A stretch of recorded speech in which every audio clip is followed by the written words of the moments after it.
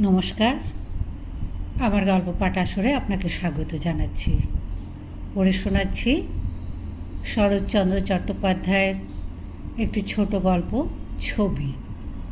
আজ পড়ব প্রথম পর্ব। এই কাহিনী যে সময় তখনও ব্রহ্মদেশ ইংরাজের অধীনে আসে নাই। তখনও তাহার নিজের রাজধানী ছিল, পাত্র মিত্র ছিল, সৈন্য সামন্ত ছিল। তখনও পর্যন্ত তাহারা নিজেদের দেশ নিজেরাই শাসন করিত। মান্দালে রাজধানী, কিন্তু রাজবংশের অনেকেই দেশের বিভিন্ন শহরে গিয়া বসবাস করিতেন। এমনই বোধ হয় একজন কেহ বহুকাল পূর্বে পেগুর ক্রোশ পাঁচেক দক্ষিণে ইমেদিন গ্রামে আসিয়া বাস করিয়াছিলেন। তাহাদের প্রকাণ্ড অট্টালিকা, প্রকাণ্ড বাগান, বিস্তর টাকা কড়ি, মস্ত জমিদারি, এই সকলের মালিক যিনি, তার একদিন যখন পরকালে ডাক পড়িল, তখন বন্ধুকে ডাকিয়া কহিলেন, বাকো, ইচ্ছে ছিল তোমার ছেলের সঙ্গে আমার মেয়ের বিবাহ দিয়া যাইব, কিন্তু সে সময় হইল না। মাস হয়ে রহিল, তাহাকে দেখিও। ইহার বেশি বলার তিনি প্রয়োজন দেখিলেন না। বাকো তার ছেলেবেলার বন্ধু।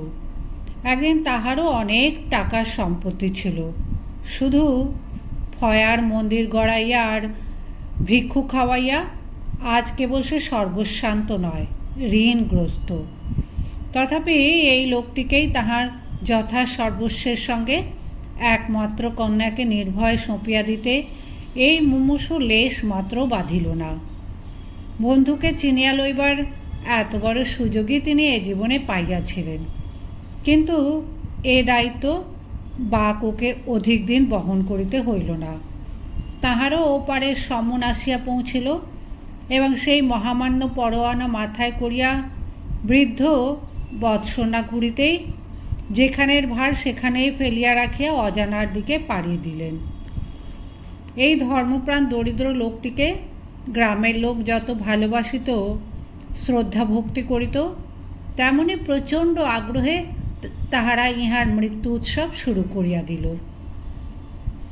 বাকোর মৃতদেহ মাল্যচন্দনে সজ্জিত হইয়া পালঙ্কে শয়ান রহিল, এবং নিচে খেলা ধুলা, নৃত্য গীত ও আহার বিহারের স্রোত রাত্রে দিন অবিরাম বহিতে লাগিল। মনে হইল ইহার বুঝি আর শেষ হইবে না। পিতৃশোকের এই উৎকট আনন্দ হইতে ক্ষণকালের জন্য কোনো মতে পলাইয়া বাথিন একটা নির্জন গাছের তলায় বসিয়া কাঁদিতেছিল। হঠাৎ চমকিয়া ফিরিয়া দেখিল, মা শোয়ে তাহার পেছনে আসিয়া দাঁড়াইয়াছে। সে ওড়নার প্রান্ত দিয়া নিঃশব্দে তাহার চোখ মুছাইয়া দিল, এবং পাশে বসিয়া তাহার ডান হাতটা নিজের হাতের মধ্যে টানিয়া লইয়া চুপি চুপি বলিল, বাবা মরিয়াছেন, কিন্তু তোমার মা শোয়ে এখনও বাঁচিয়া আছে। বাথিন ছবি আঁকিত। তার শেষ ছবিখানি সে একজন সওদাগরকে দিয়া রাজার দরবারে পাঠাইয়া দিয়াছিল। রাজা ছবিখানি গ্রহণ করিয়াছেন এবং খুশি হইয়া রাজহস্তের বহুমূল্য অঙ্গুরি পুরস্কার প্রদান করিয়াছেন।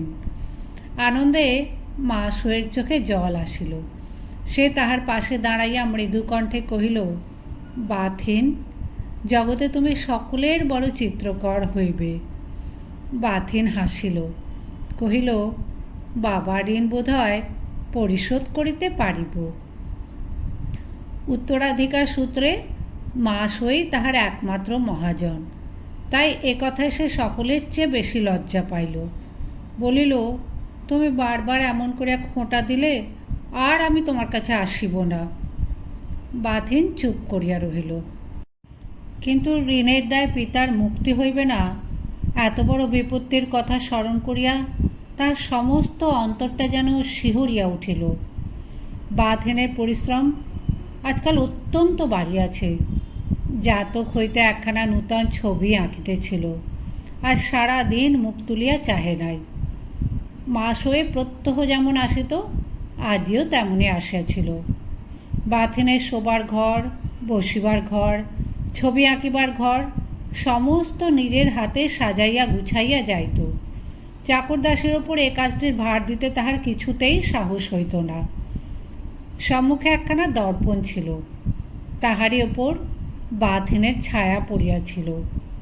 মাস হয়ে অনেকক্ষণ পর্যন্ত এক দৃষ্টে চাহিয়া থাকিয়া হঠাৎ একটা নিঃশ্বাস ফেলিয়া কহিল, বাথিন, তুমি আমাদের মতো মেয়ে মানুষ হইলে এতদিন দেশের রানী হইতে পারিতে। বাথিন মুখ তুলিয়া হাসি মুখে বলিল, কেন বলো তো? রাজা তোমাকে বিবাহ করিয়া সিংহাসনে লইয়া যাইতেন। তার অনেক রানী, কিন্তু এমন রং, এমন চুল, এমন মুখ কি তাদের কারো আছে?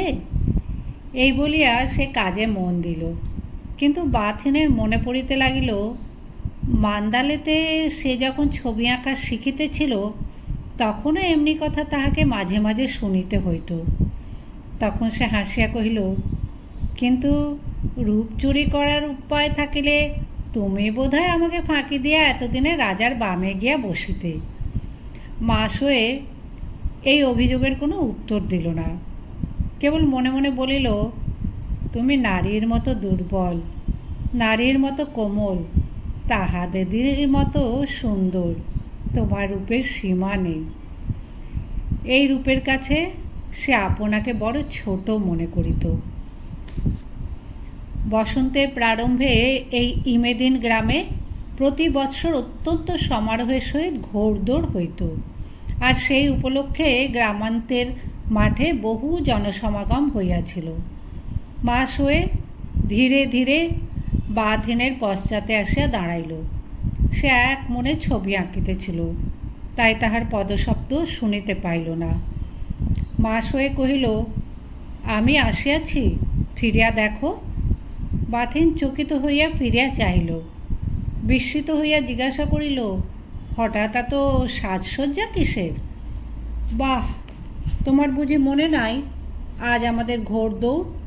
যে জয়ী হবে সে তো আজ আমাকেই মালা দিবে। কই, তা তো শুনি নাই, বলিয়া বাথিন তাহার তুলিটা পুনরায় তুলিয়া লইতে যাইতেছিল। মাস হয়ে তাহার গলা জড়াইয়া ধরিয়া কহিল, না, শুনিয়াছ নেই? নেই, কিন্তু তুমি ওঠো, আর কত দেরি করিবে? এই দুটিতে প্রায় সমবয়সী, হয়তো বাথিন 2-4 মাসের বড় হইতেও পারে, কিন্তু শিশুকাল হইতে এমনি করিয়াই তাহারা এই 19টা বছর কাটাইয়া দিয়াছে। খেলা করিয়াছে, বিবাদ করিয়াছে, মারপিট করিয়াছে, আর ভালোবাসিয়াছে। সম্মুখে প্রকাণ্ড মুকুরে দুটি মুখ ততক্ষণ দুটি প্রস্ফুটিত গোলাপের মতো ফুটিয়া উঠিয়াছিল। বাথিন দেখাইয়া কহিল, ওই দেখো। মাস হয়ে কিছুক্ষণ নীরবে ওই দুটি ছবির পানে অতৃপ্ত নয়নে চাহিয়া রহিল। অকস্মাৎ আজ প্রথম তাহার মনে হইল সেও বড় সুন্দর। আবেশে 2 চক্ষু তাহার মুদিয়া আসিল। কানে কানে বলিল, আমি যেন চাঁদের কলঙ্ক। বাথিন আরও কাছে তাহার মুখখানি টানিয়া আনিয়া বলিল, না, তুমি চাঁদের কলঙ্ক নও, তুমি কাহারও কলঙ্ক নয়, তুমি চাঁদের কৌমুদীটি। একবার ভালো করিয়া চাহিয়া দেখো।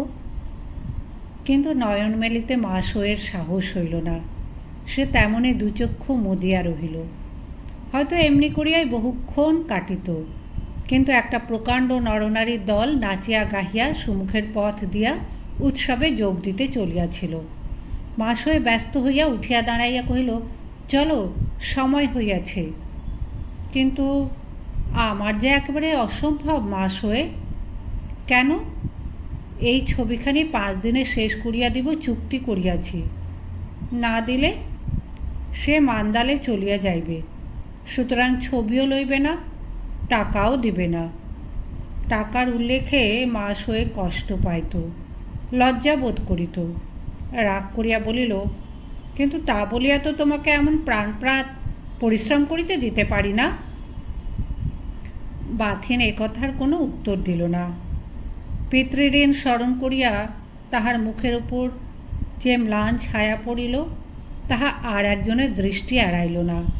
কহিল, আমাকে বিক্রি করিও, আমি দ্বিগুণ দাম দিব। বাথিনের তাহাতে সন্দেহ ছিল না, হাসিয়া জিজ্ঞাসা করিল, কিন্তু করিবে কি? মাসুয়ে গলার বহুমূল্য হার দেখাইয়া বলিল, ইহাতে যতগুলি মুক্তা, যতগুলি চুনি আছে, সবগুলি দিয়া ছবিটিকে বাঁধাইব, তারপরে শোবার ঘরে আমার চোখের ওপর টাঙাইয়া রাখিব। তারপরে যেদিন রাত্রে খুব বড় চাঁদ উঠিবে আর খোলা জানালার ভেতর দিয়া তাহার জ্যোৎস্নার আলো তোমার ঘুমন্ত মুখের উপর খেলা করিতে থাকিবে, তারপরে তোমার ঘুম ভাঙিয়ে। কথাটা শেষ হইতে পাইল না। নিচে মাসুয়ের গরুর গাড়ির অপেক্ষা করিতেছিল। তাহার গাড়োয়ানের উচ্চকণ্ঠের আহ্বান শোনা গেল। বাথিন ব্যস্ত হইয়া কহিল, তার পরের কথা পরে শুনিব, কিন্তু আর নয়, তোমার সময় হইয়া গেছে, শীঘ্র যাও। কিন্তু সময় বহিয়া যাইবার কোনো লক্ষণ মাসুয়ের আচরণে দেখা গেল না। কারণ সে আরও ভালো করিয়া বসিয়া কহিল, আমার শরীর খারাপ বোধ হইতেছে, আমি যাব না। যাবে না?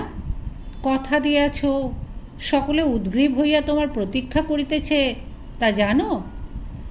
মাসুয়ে প্রবল বেগে মাথা নাড়িয়া কহিল, তা করুক, চুক্তিভঙ্গের অত লজ্জা আমার নাই, আমি যাব না। ছি, তবে তুমিও চলো। পারিলে নিশ্চয়ই যাইতাম, কিন্তু তাই বলিয়া আমার জন্য তোমাকে আমি সত্যভঙ্গ করিতে দিব না। আর দেরি করিও না, যাও। তাহার গম্ভীর মুখ ও শান্ত দৃঢ় কণ্ঠস্বর শুনিয়া মাসুয়ে উঠিয়া দাঁড়াইল। অভিমানে মুখখানি ম্লান করিয়া কহিল, তুমি নিজের সুবিধার জন্য আমাকে দূর করিতে চাও। দূর আমি হইতেছি, কিন্তু আর কখনো তোমার কাছে আসিব না। এক মুহূর্ত বাথিনের কর্তব্যের দৃঢ়তা স্নেহের জলে গলিয়া গেল। সে তাহাকে কাছে টানিয়া লইয়া সহাস্যে কহিল, এত বড় প্রতিজ্ঞাটা করিয়া বসেও না মাসুয়ে, আমি জানি ইহার শেষ কি হইবে, কিন্তু আর তো বিলম্ব করা চলে না। মাসুয়ে তেমনি বিষণ্ণ মুখে উত্তর দিল, আমি না আসিলে খাওয়া পড়া হইতে আরম্ভ করিয়া সকল বিষয় তোমার যে দশা হইবে সে আমি সহিতে পারিব না জানো বলিয়াই আমাকে তুমি তাড়াইতে পারিলে। এই বলিয়া সে প্রত্যুত্তরের অপেক্ষা না করিয়াই দ্রুত পদে ঘর হইতে বাহির হইয়া গেল।